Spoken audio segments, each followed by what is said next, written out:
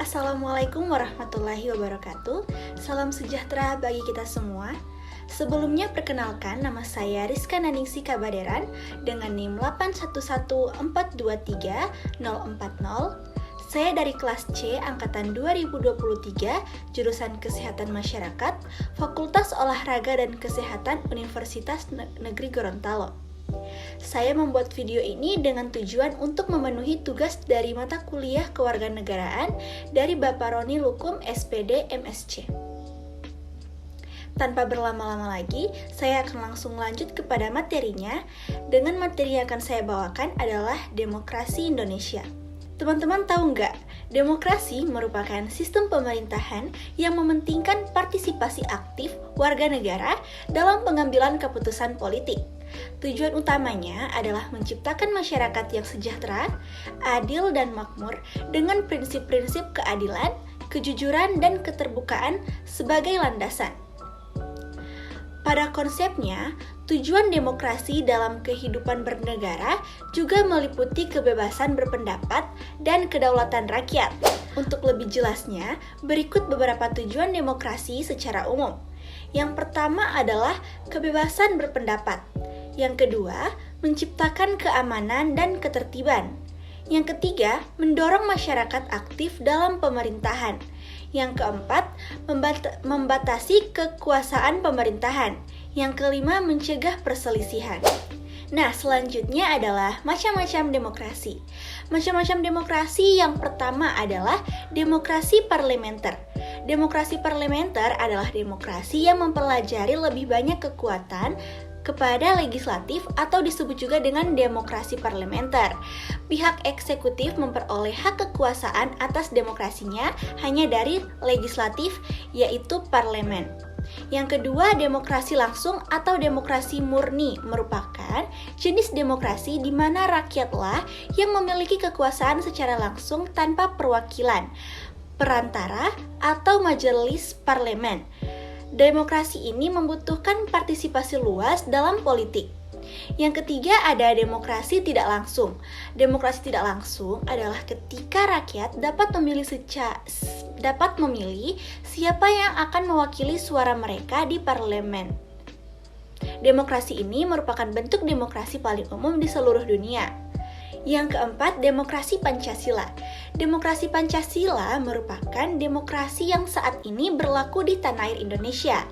Demokrasi yang bersumber pada nilai-nilai sosial budaya bangsa serta berasaskan musyawarah mufakat dengan memprioritaskan kepentingan seluruh masyarakat atau warga negara seperti yang tercantumkan pada kelima sila Pancasila. Yang kelima adalah demokrasi presidensial.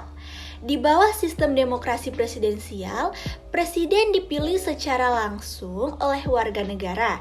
Dalam demokrasi presidensial, kepala negara adalah kepala pemerintahan.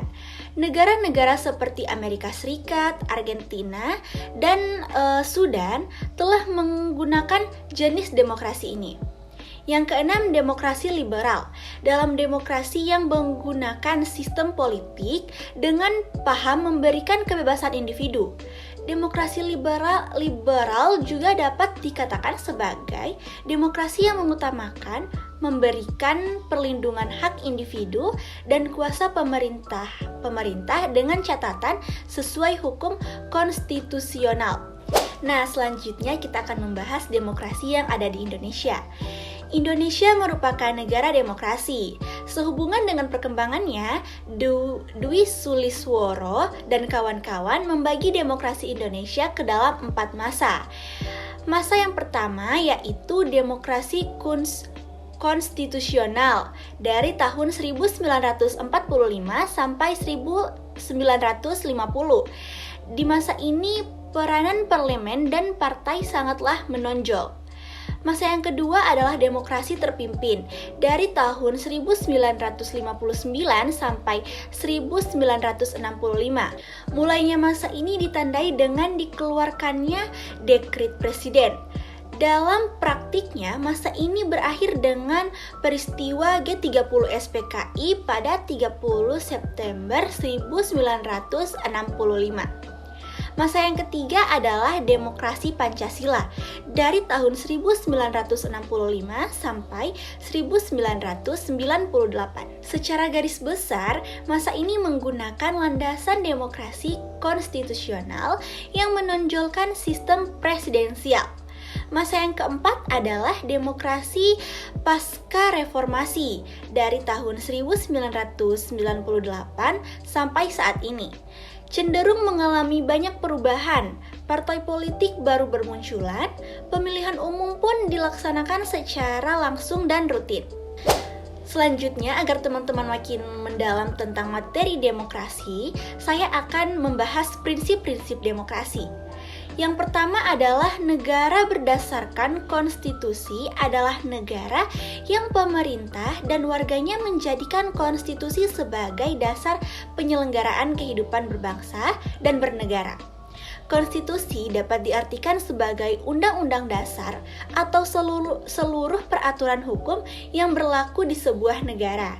Sebagai prinsip demokrasi, keberdayaan konstitusi sangat penting sebab dalam penyelenggaraan kehidupan bernegara. Yang kedua, jaminan perlindungan hak asasi manusia. Hak asasi manusia adalah hak dasar atau hak pokok yang dimiliki manusia sejak lahir sebagai anugerah Tuhan yang Maha Esa. Hak asasi manusia mencakup hak untuk hidup, kebebasan memeluk agama, kebebasan berserikat, berkumpul, dan mengeluarkan pendapat, serta hak-hak lain sesuai ketentuan undang-undang. Perlindungan hak asasi manusia merupakan salah satu prinsip negara demokrasi karena perlindungan terhadap hak asasi manusia pada hakikatnya merupakan bagian dari pembangunan negara yang demokratis. Nah, agar lebih jelas lagi nih ke pembahasan demokrasi, kita akan membahas contoh-contoh sikap demokrasi. Supaya kalian lebih mudah dalam memahami apa itu demokrasi, maka bisa dilihat dari beberapa contoh sikap demokrasi yang akan saya sampaikan. Yang pertama, bersikap adil kepada semua orang. Yang kedua, jika dalam berorganisasi selalu mengedepankan musyawarah dalam pengambilan keputusan. Yang ketiga, selalu menghargai perbedaan pendapat. Yang keempat, saling menghargai dan menghormati antara sesama manusia. Dan yang terakhir, ikut berpartisipasi dalam kegiatan gotong royong. Baik, sekiranya hanya itu materi yang dapat saya sampaikan kepada teman-teman. Lebih dan kurangnya saya mohon maaf. Wabillahi taufiq wal hidayah. Wassalamualaikum warahmatullahi wabarakatuh.